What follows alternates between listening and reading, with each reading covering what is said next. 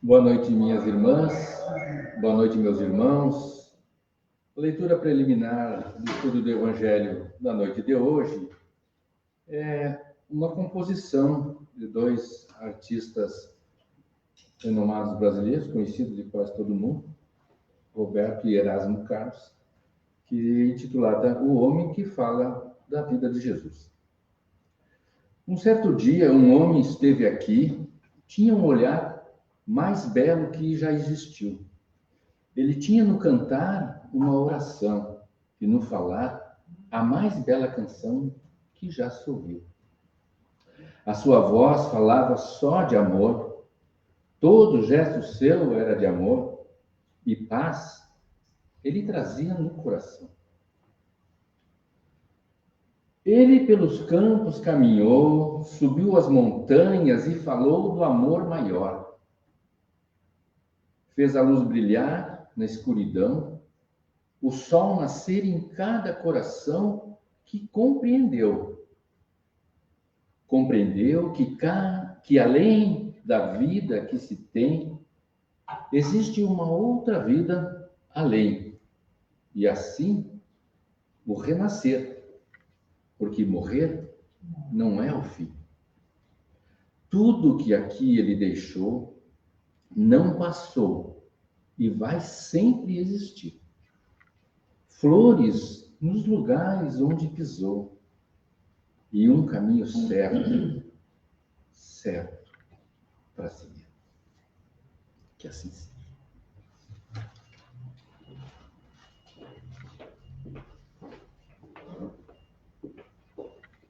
Uma boa noite. Então, aos que nos estão assistindo também pelas redes sociais, vamos começar nosso Evangelho do Centro Espírita Allan Kardec. Vamos agradecer a oportunidade de estarmos aqui reunidos em Teu nome. Vamos agradecer a espiritualidade amiga que nos envolve, que nos fortalece, que nos intui, para que a gente possa seguir em frente a cada dia melhor. Agradecer, Senhor, a oportunidade desse Evangelho que chega em vários lares, onde ilumina várias pessoas, encarnados e desencarnados. Com o sentimento de gratidão, dizemos: Pai nosso que estais no céu, santificado seja teu nome. Venha a nós o teu reino, seja feita a tua vontade, assim na terra como no céu. O pão nosso de cada dia nos dai hoje, perdoai as nossas ofensas, assim como nós perdoamos aqueles que nos ofendem. E não nos deixeis cair em tentação, mas livrai-nos do mal. Assim seja.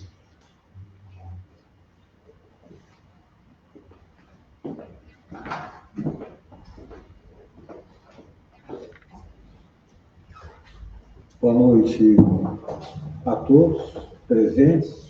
Boa noite a você que nos acompanha pelas redes sociais.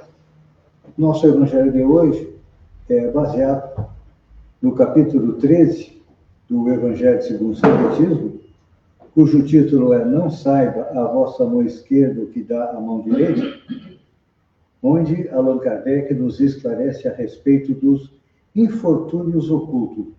Ele conta uma história de uma senhora com bastantes posses que, junto com sua filha, em uma carruagem que era o meio de locomoção daquela época, cheia de mantimentos, roupas, tudo o que era necessário, ia em busca daqueles necessitados para levar o seu auxílio.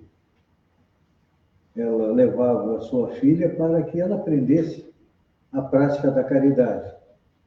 Mas, num certo momento, a filha pediu para a mãe se poderia também ela doar aqueles alimentos para as pessoas. A mãe disse que não, porque aquilo não era produzido por ela.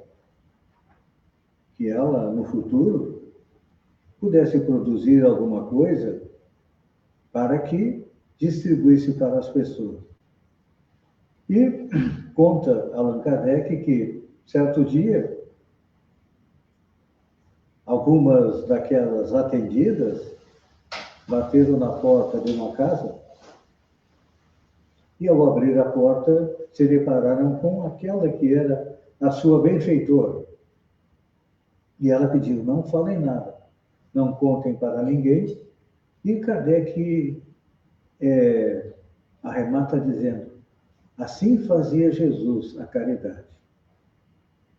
É uma história bastante interessante que nos toca o coração e nós precisamos compreendê-la um pouco mais.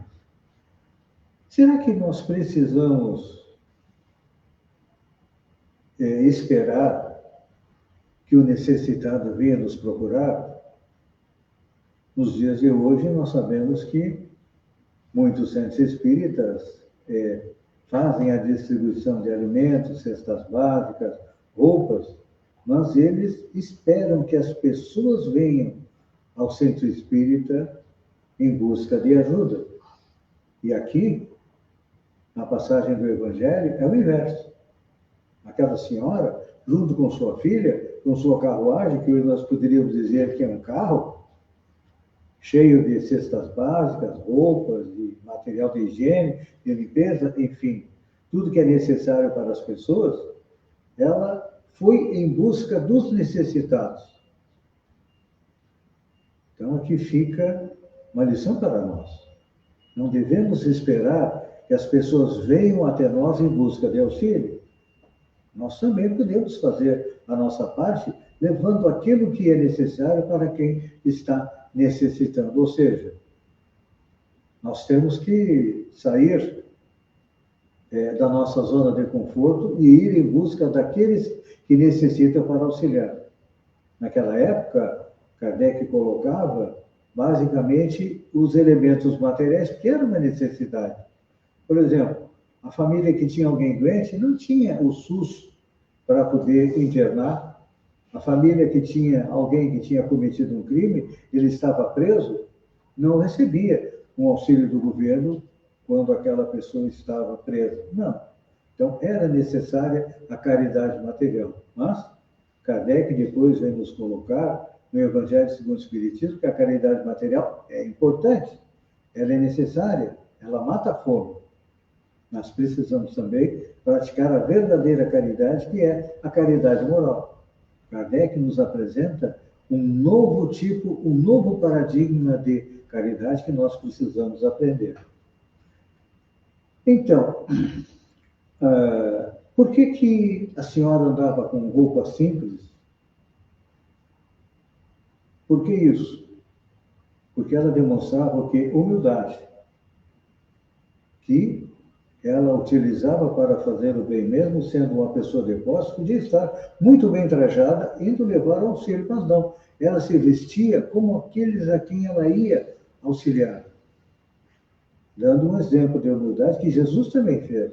Jesus não curou cegos, curou doentes, e Jesus se vestia de que maneira? Se vestia como uma pessoa simples do povo, demonstrando o quê? Humildade. E Jesus mostrou humildade até no momento de nascer. Não nasceu em uma casa. Naquela época não tínhamos hospitais, mas ele foi nascer aonde? Numa estrebaria. Demonstrando que ele, o espírito mais evoluído que passou sobre a Terra, chega na Terra com um gesto de extrema humildade. Então, aqui nós aprendemos também a respeito do desinteresse e da discrição no auxílio. A gente vê, muitas vezes, nas redes sociais, pessoas fazendo a caridade, batendo uma foto, fazendo um vídeo, tentando mostrar como sou caridoso. No Evangelho está escrito: aquele que busca o aplauso dos homens não merece o aplauso de Deus, porque recebeu aquilo que queria, que era a consideração dos homens. Por isso que o título do capítulo é Não saiba a mão esquerda o que dá a mão direita. Para que a gente aprenda a fazer a caridade, não precisa os outros ficarem sabendo. Muitas vezes, nem na própria família, as pessoas não precisam ficar sabendo da caridade que nós fazemos. Então, essa é a verdadeira caridade que é recompensada por Deus. não é recompensada pelos homens.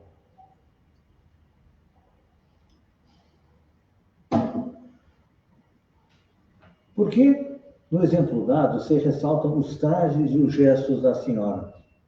O traje simples, os gestos comedidos. Por quê?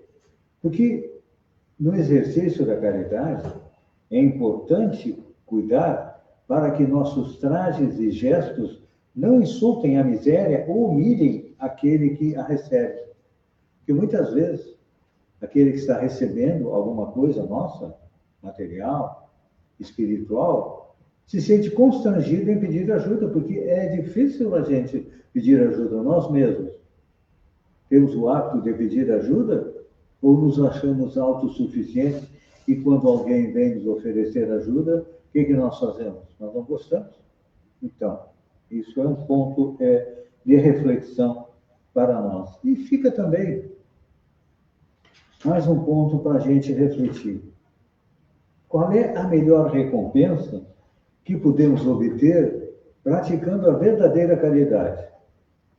A verdadeira caridade, nós falamos, não é só a caridade material, não.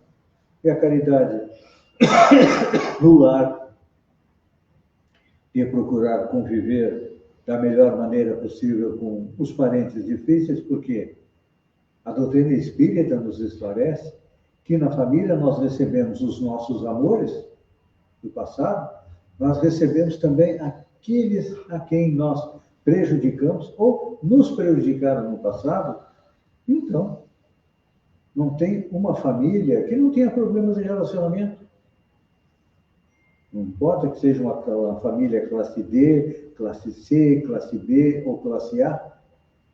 Nós analisamos até naqueles países que são ditos os mais felizes, nós temos problemas. Então, o que nos rende a caridade? Ele nos traz o quê? A paz da consciência. Porque nós vemos a dor, vemos a dificuldade, e o que nós fazemos? Nós vamos auxiliar. Então, isso nos traz paz de consciência e também é assim que nós devemos agir em função das leis de Deus. É importante a gente lembrar que as leis de Deus, Allan Kardec analisou elas na terceira parte do Livro dos Espíritos, onde estão as leis morais. Começa com a lei de amor e termina com a lei de justiça, amor e caridade. A lei de amor pede que amemos a todos. E foi só isso que Jesus pediu. Ama a Deus e ama teu próximo. A lei de justiça, amor e caridade manda que nós demos a cada um de acordo com aquilo que ele necessita. E, trazendo isso para o nosso dia a dia, nós também recebemos de acordo com as nossas necessidades e também de acordo com os nossos atos. Então, encerrando, é importante a gente lembrar que aqui, no final do capítulo 4, diz o seguinte: reconhecendo sua benfeitora, quer bendizê-la, e ela diz silêncio. E ela lhe diz: não digas a ninguém. Assim falava Jesus. Qual é o melhor exemplo que nós temos de modelo e guia para a humanidade? Na pergunta 625 do Livro dos Espíritos, Kardec pergunta: qual é o melhor exemplo para nós? E a resposta foi simples. Só uma palavra: Jesus. Por que Jesus? Porque Jesus veio até o planeta há 2000 anos atrás, não só para nos trazer a lei de amor que vige em todo o universo. Não importa, sejamos na Terra, Marte, Júpiter, Saturno, no centro da nossa galáxia, nas outras galáxias, a lei de amor é a lei que comanda todo o universo. E por amor, Deus nos criou e nos dá a eternidade para chegarmos à felicidade. Então, Jesus veio na época em que o que mandava era olho por olho, dente por dente, a lei do talião, nos mostrar que a lei de amor precisa ser compreendida e precisa ser seguida para que a gente deixe de ser o mundo de provas e expiação e seja o mundo de regeneração. Então, o nosso maior exemplo é Jesus. É difícil de colocar em prática? Sim. Porque o mundo nos diz, não siga Jesus. E o que nós precisamos fazer é seguir o exemplo de Jesus, colocá-lo em prática, se quisermos chegar à tão sonhada felicidade. Obrigado. Agora, peço que todos, neste momento, pensem naqueles que estão sofrendo, parentes e amigos. Enviem um pensamento de paz, de amor, de tranquilidade a estas pessoas que estão necessitando, que também é uma maneira de fazermos a caridade. Obrigado.